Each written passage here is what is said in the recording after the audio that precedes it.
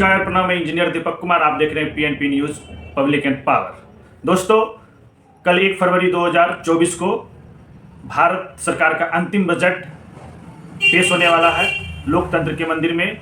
आम जनता का उम्मीद भारत सरकार के इस बजट पे टिका हुआ है कि आम जनता के लिए इस बजट में क्या है और क्या नहीं है, क्योंकि आम जनता का उम्मीद है कि महंगाई जिस तरह है इस देश में, जिस तरह एलपीजी गैस, पेट्रोल, घरेलू सामान, होम लोन, यातायात, रेल, इस सारे मुद्दे जो आम जनता का है, एजुकेशन, स्वास्थ्य, हर मुद्दे पे जनता अपना उम्मीद टिकाए हुए हैं कि कल जो भारत सरकार बजट पेश करेगी तो आम जनता के लिए, किसान के लोन के लिए क्या इस बजट में सुविधा दिया जाएगा, सहूलियत दिया जाएगा। जैसे जो गवर्नमेंट जॉब करते हैं, सरकारी जॉब करते हैं, वो क्या उम्मीद करते हैं कि जो सैलरी मिलता है तो अपना रिटर्न फाइल, इनकम टैक्स में क्या छूट चाहते हैं, जीएसटी में क्या छूट चाहते हैं, जीएसटी से क्या उम्मीद करते हैं। मतलब भारत सरकार के जो कल जो अंतिम बजट,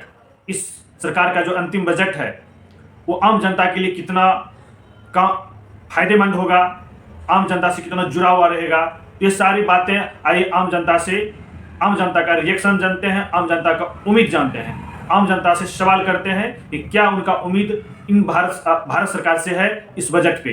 तो आइए आम जनता से बात करते हैं। उम्मीद सरकार से आपका क्या उम्मीद है? कल जो भारत सरकार बजट पेश करने वाली है अंतिम, उस पर आप क्या उम्मीद रखते हैं कि आप लोग आम पब्लिक के लिए क्या उसमें छूट करे? आई बिलीव जिनका इनकम 7 लाख से कम है, उन लोगों को अगर वो लोग ऑलरेडी इनडायरेक्ट टैक्सेस पे कर रहे हैं तो उन लोगों को थोड़ा डायरेक्ट टैक्सेस थोड़ा कम पे करना चाहिए, क्योंकि लास्ट मंथ आई बिलीव मेरा एक रिसर्च पेपर था जिसमें मैं सर्वे भी की थी, तो उसमें काफ़ी डिलीवरी गाइज ये बोले थे कि हम लोग को काफ़ी डायरेक्ट टैक्सेस ज़्यादा पे करना पड़ता है।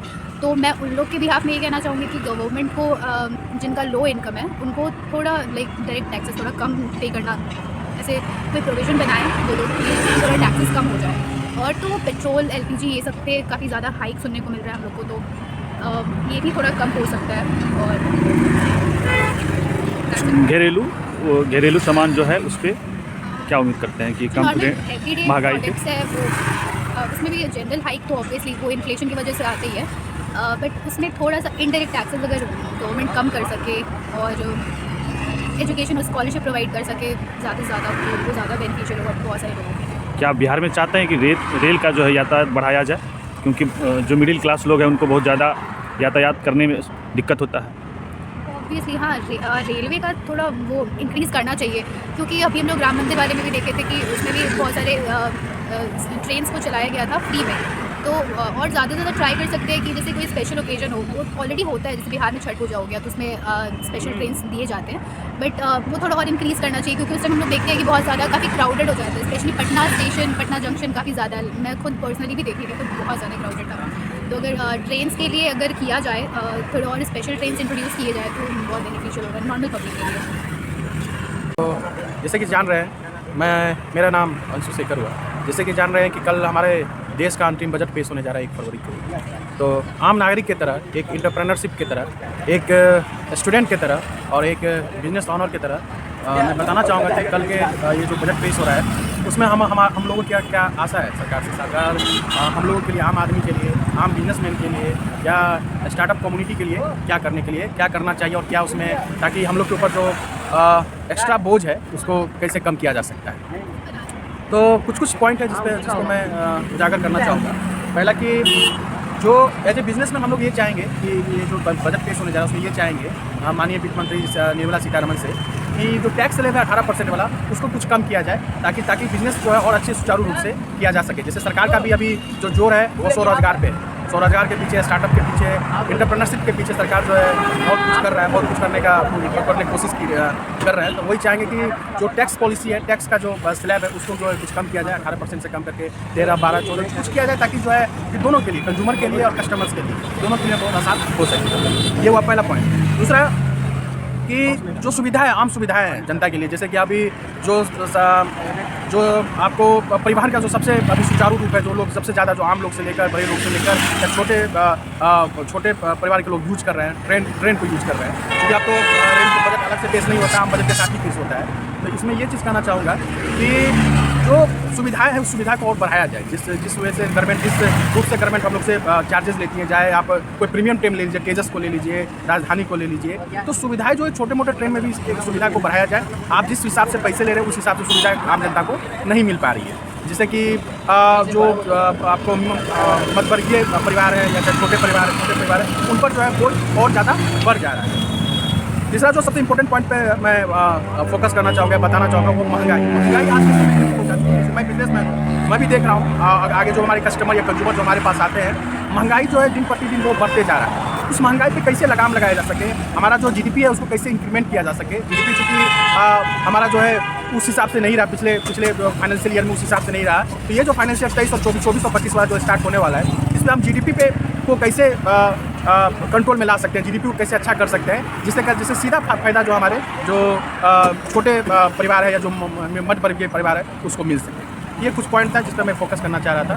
बाकी अब देखते हैं कल बजट जब पेश होता है तो सरकार क्या लाता है और क्या हम लोगों के लिए करता है। Thank you very much. मैं तो चाहूँगा कि जैसे आजकल के लोगों को सारी प्रॉब्लम हो रही हैं, तो हर चीज़ में पब्लिक को देखते हुए सभी चीज़ में कम होना चाहिए। बट गवर्नमेंट का जो रेवेन्यू आता है उसके हिसाब से वो लोग अपना बनाता है, तो हिसाब से अगर बन जाए हमारा भी उसमें प्रॉफिट और गवर्नमेंट का भी, वो बजट मैं एक्सेप्ट करना पसंद करूँगा। ऐसा नहीं है कि खुद के फ़ायदे के लिए गवर्नमेंट का रेवेन्यू को ऐसे लॉस में जाए, उसी रेवेन्यू से हमारा डिफेंस ये सब जितना होता है वो सब चलता है। मैं चाहूँगा कि दोनों ही में प्रॉफिट हो, गवर्नमेंट का भी प्रॉफिट निकले और हमारा भी। ऐसे तो इस टॉपिक से मैम को ज़्यादा पता है क्योंकि वो स्टडी कर रही है इससे। Sorry but actually I am not comfortable. कोई बात नहीं, बस बोलिए बजट। कल का जो बजट है बस सरकार से ये उम्मीद है कि चुनावी बजट ना हो और मध्यम वर्ग को देख के किया जाए सब चीज़, ताकि जीएसटी वगैरह वगैरह में छूट मिले। हम लोग पढ़ने वाले लड़के हैं, पढ़ लिख नहीं पा रहे हैं, गर्लफ्रेंड नहीं घुमा पा रहे हैं, और क्या पूछे आप जो है भारत सरकार से जीएसटी जो बजट पेश हो रहा है उस पर क्या उम्मीद कर रहे हैं? क्या आपके घरेलू इफेक्ट पड़ रहा है? जो वर्तमान इससे पहले जो बजट पेश हुआ था गैस पे या आपके इनकम टैक्स पे इफेक्ट पड़ रहा है? अगर आप जीएसटी भरते हैं तो क्या इनकम टैक्स में आप चाहते हैं कि छूट मिले? बिल्कुल चाह रहे हैं कि सब चीज़ में छूट मिले, इनकम टैक्स में, जीएसटी में भी छूट मिलना चाहिए सभी व्यापारी में। मान लीजिए सभी नाखुश हैं, पर चूँकि मोदी सरकार है बोल नहीं पा रहे हैं डर से, पर एक विशेष वर्ग से बहुत ही नाखुश है। रहा बात टैक्स वगैरह में, तो लोन में भी छूट मिलना चाहिए। कुछ नहीं, हम लोग गैस पे बोल सकते हैं। हाँ, गैस पे, पेट्रोल पे ये जो है महंगाई है, इस पे छूट आना चाहिए। तो यार जो है बोलो ना, महंगाई तो बढ़ता ही जा रहा है, महंगाई को खत्म होने का संभावना ही नहीं है अब यार। हाँ, महंगाई तो हर दिन हर रोज बढ़ रहा है। तो कल के बजट पे बताइए क्या उम्मीद करते हैं सरकार के क्या बजट उम्मीद पे? से ऐसा नीतीश कुमार पलटू राम हो गया, उनका क्या बताया जाए उनके नहीं, बारे में? केंद्र सरकार बजट पेश कर रहा है। केंद्र सरकार का तो कहना ही नहीं है, वो तो केंद्र में बैठे हुए हैं, अपना बैठ के जो देंगे उस पर पब्लिक को एग्री होना ही पड़ेगा। पब्लिक क्या कर सकता है? क्या उम्मीद करते हैं कि गैस पे, पेट्रोल पे छूट होना चाहिए? उम्मीद तो थोड़ा बहुत है, इलेक्शन आ रहा है, मे भी हो जाए उस पर कुछ ना कुछ। अच्छा, देखा जाएगा। वैसे घरेलू कल आएगा, उस पर देखा जाएगा कल। घरेलू में क्या इफेक्ट पड़ेगा भैया, गैस का क्या ही है, थोड़ा बहुत कम करके रेट, उसमें क्या फ़ायदा होता है पब्लिक को? कुछ नहीं होता। धीरे धीरे करके वो तो ले ही लेते हैं, उनको जितना लेना है, टैक्स तो लेते ही हैं।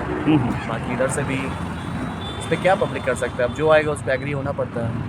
पब्लिक उम्मीद करते हैं कि कुछ छूट? नहीं, उम्मीद तो नहीं है, कोई उम्मीद लेकिन नहीं है। थिंकिंग है कि मे भी होना चाहिए ऐसा। देखते हैं क्या चेंजिंग आता है इसमें। और कुछ उम्मीद और बताइए। और क्या बताएं, सरकार तो स्थिर रहता ही नहीं है। स्थिर रहता ही नहीं। नहीं, स्थिर नहीं रहता। चलिए, धन्यवाद। तो ये था पब्लिक का रिएक्शन। आपने देखा कि पब्लिक सरकार से उम्मीद कर रहा है। बहुत ऐसे पब्लिक हैं जिन्होंने बताया कि मोदी जी का सरकार है जो कि जनता बोल नहीं पा रहा है, डरते हैं।